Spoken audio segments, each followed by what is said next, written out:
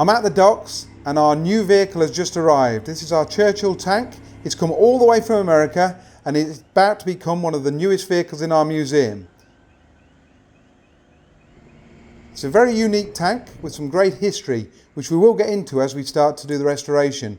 At the moment though, we can see she needs an awful lot of work, but let's get her unloaded and get her back to base.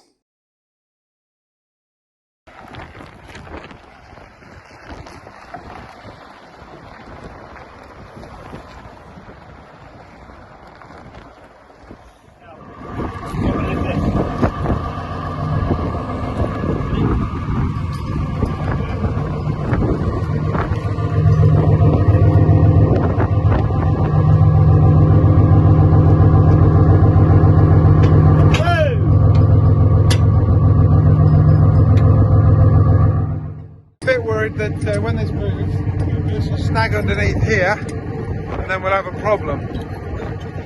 We don't want to run away 40-ton Churchill on our hands. So we're going to strap that up, hopefully get it all nice and tight. Once we get it controlled, we're okay. It's just the initial movement that we've got a problem with. So better safe than sorry.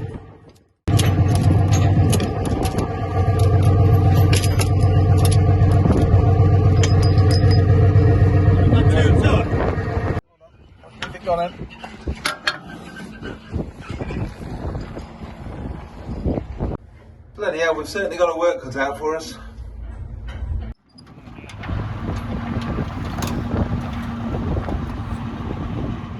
Thinking surely after 20 years of collecting big military vehicles, we'd actually have something huge to help push the vehicles around the yard, like a Foden.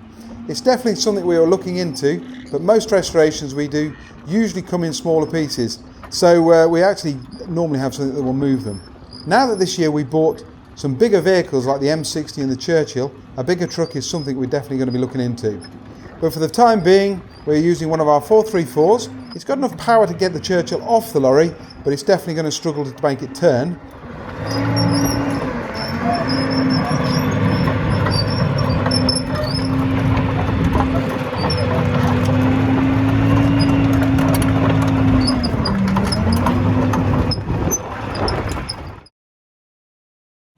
Right, so it's the morning after, typical British weather. It started raining after about 3-month heat wave.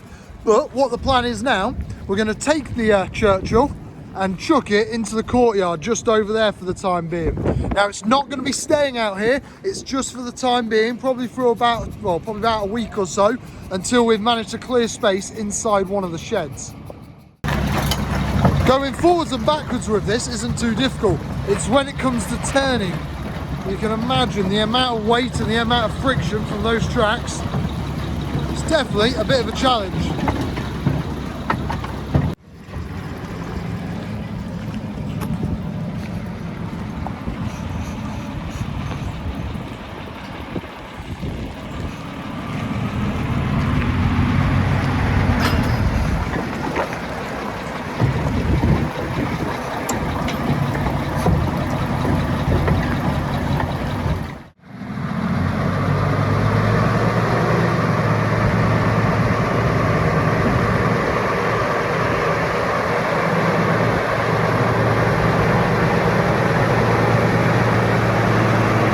There we go, she's in the courtyard, and we'll probably leave her, like I say, for about a week, and then we'll get her in once we've made a bit of space inside, somewhere nice in the dry. Our Churchill is finally here. It's taken us quite a while to get it. We bought it at the beginning of the year. It's taken a bit of time to get the paperwork sorted and get the shipping, but she's finally here, which we're very pleased about, quite excited. We won't be getting on with her to restore her just yet. We've got a couple of other projects going to be in front of her, so probably 2027 before we actually get to start work on her properly. Don't know too much about her just yet. We'll start to learn now. Now we've got her, we'll start to learn a bit of history. All we know so far is, what we believe so far, is she was made over here. Went to Australia, late war, stayed over in their forces till early 50s, was then sold off and used as a logging tractor. Not sure what that meant, but pulling trees out, I guess. She was then turned into an exhibit for a museum, so she looks all right externally. So they found a turret on a range, put that on here, and she was then sold off, went to America, I bought her off a collector over there, and she's now here, residing back in the UK. So all we've got to do now is find a bit of history and restore the old girl. Now, I do know one of the guys that was involved in this project. He was the one who sourced the turret. I might know one or two others that were actually involved in putting it all together, but we'll find out as time goes on. So I will sit down with them and try and find out a bit more history and see exactly what they do know. But I'll have a walk around with it now just to show you some of the interesting features of the old girl. Now, one of the things we like about this tank is it's a bit like World War I, this. A lot of the World War I tanks, you've noticed with those, their tracks went right around the vehicle. And I think when they were designed this, maybe that was still in the back of their head. It was designed as an infantry tank, so it was only designed to go quite slow. These hatches, originally I believe they were square. Found that that wasn't such a good idea, so they made them round. Don't know exactly why yet, but we'll look into it. But you can see where this certain bit's been broken off. These are the track pins. So it's quite a basic way of holding a track on. They just sort of slam the pin in and weld a chunk of metal over it. But obviously one or two have fell off. But as we walk round, this was, we'll show you the thickness of this tank. It was so thick that this is one of the only tanks that could actually stand a hit from a German 88 and survive. So you'll see why when we get around the front. Now, this is one of the heaviest tanks the British ever built during World War II anyway. I think the only other heavier one was probably the Centurion right at the end. Now, this tank, like I said, could survive direct hits, and you can see why. Just look at the thickness of that armour. We have actually got the bung that goes in there, but that was the frontal armour on here. I haven't got to take measures, so I can't remember exactly how thick it is, but if we zoom in on that, that is quite an amazing thickness. Now, these old girls, when they were first built, actually had mudguards put over here, and you can see where they were bolted on. Now, a lot that you see in action or see later on had them taken off. Whether it was because they got ripped off, because as you can imagine, as this track goes round, it's going to bring up all sorts of junk. So whether it got underneath there and just ripped them off, or whether the crews took them off because they were more trouble than they're worth, we don't really know. When we restore it, whether we put the mudguards back on or not, is still debatable. So I don't know, what do people think? Shall we go to all that trouble or just leave her looking like this? Quite an unusual feature with these tanks is, as I showed you on the other side, you've got these escape hatches here. This is for putting kit in, etc., or for getting out if you got hit. Unlike most British tanks, which is, if you look at our Charioteer Restoration and quite a few of the others, the hatches are normally that small, you think, how the hell did anybody ever get out? The Churchill has got massive, great big driver's hatches and co-driver's hatches, and also this. So in the event of it actually getting hit and on fire, at least the crew have got a reasonable chance of getting out of the thing. Now, another strange feature on these old girls is this lump here. This is actually your air inlet for the engine. The air filter itself, I believe, is inside. We'll have a look when we get in there. Now, we were told originally these were the other way up, which sounds great, stops the water going in, but you can imagine all the dust would get sucked straight up in there. So what they did was turn it the other way up and obviously stop that problem. Now, it's quite windy today, so I hope you can hear and it's not getting too much interference. But the engine that was in this old girl that powered her along was a Bedford 12-cylinder petrol engine, produced about 350 horsepower, something like that. The reason I bought this one was because it's still completing now. We know the engine's not great and it's probably seized, but the engine's there, the gearbox is there, the radiators are there, all the pipework's there. So obviously we are going to have work to do, but at least we've got either patterns that were needed to replace stuff, or maybe most of it'll work. Well, fingers crossed. We do know that the clutches on these things are an absolute pig to get hold of, but the clutch is there, so that's one major upside to it. Obviously, as we get into the project, and you'll be watching us on the videos, you'll see exactly what is missing and exactly how we rebuild these things. Now, once we unloaded her, we actually had a proper look round her, and we found a few problems, as you can always bound to be. This for one, we're not quite sure what's gone on here, but something has moved. So we think basically the track here has pulled this in, and it's never been put together properly. So obviously that's going to be a problem when we come to restore it, and I've no doubt it'll be a major issue. Something will be badly wrong with it, but we're not going to get onto it just yet. But it just shows that once we've had a walk round it, we have found different issues as we've gone round.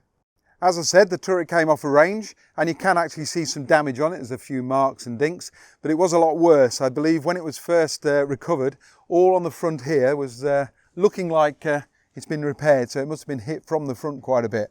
The rest of it actually is not in bad condition, so we're quite pleased with that. So here's the engine, and as you can see, it's complete, although a bit messy.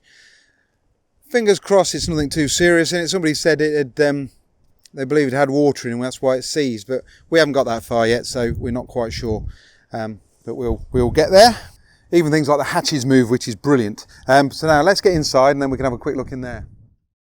Here we are inside. This would be the co-driver's position, and there would be a machine gun in here. Driver was there, and then the rest of the crew at the back. Now it looks like it's very spacious, a lot of room in here, which there is at the moment, but you've got to remember this would have been full of radios and ammunition and all the crew kit, etc, etc.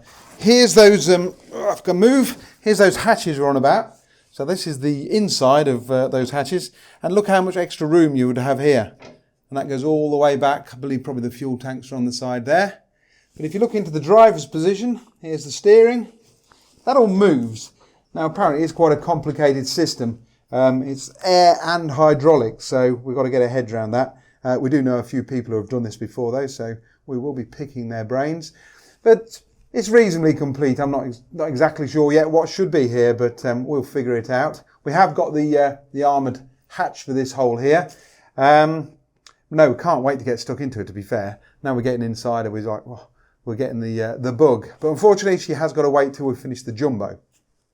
So I'll crawl through into there, but immediately, just look how much space there is. Normally, most of the tanks you can't move at all here. In fact, there's the section for the hole here, and just look at the thickness of it. Absolutely massive. Oh. Plenty of room, but mainly because there's no gun in here and the basket's not complete. So now I don't know if you can see on the floor, but you can see how there's been a lot of water sitting in here at some point. You see how it's quite pitted. Fortunately, the armour's quite thick, so we're not overly concerned about that. These would be your ammo racks, and this is the wrong turret basket, we believe. We'll make another one if it is. I'm not overly concerned. You would have had your collector ring here, which would have been the power for the gun and the turret. Got a few bits, azimuths and stuff. You can see here, each side, these are the air filters on about. So they're in. So from here backwards, it's reasonably complete. From here forwards, there's quite a bit missing.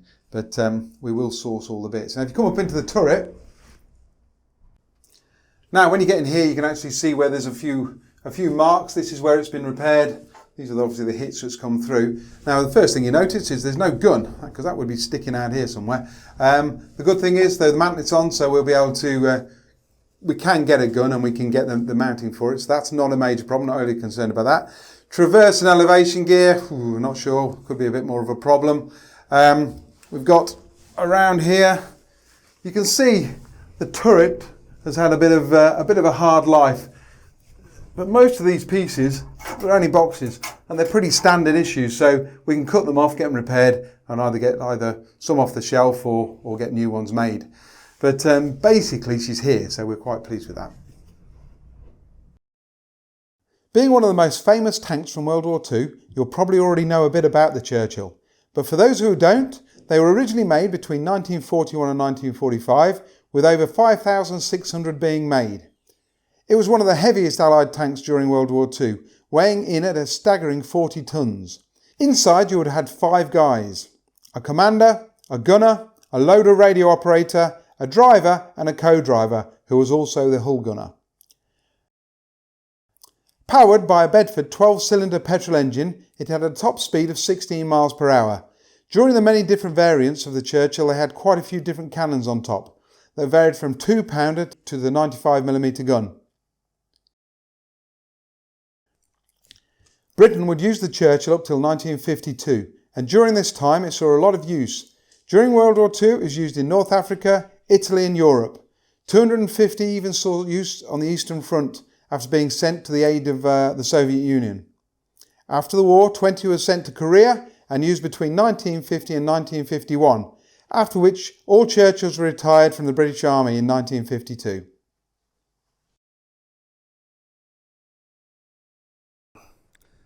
Thank you all for watching, and if you want to tune in for some of our other videos, we've got the Jumbo Restoration, which we'll be starting again soon, the Charioteer, that's still ongoing, and if you go back in our history, you'll see all the vehicles we've already done. But again, thank you for watching, and if you would like to subscribe, please do.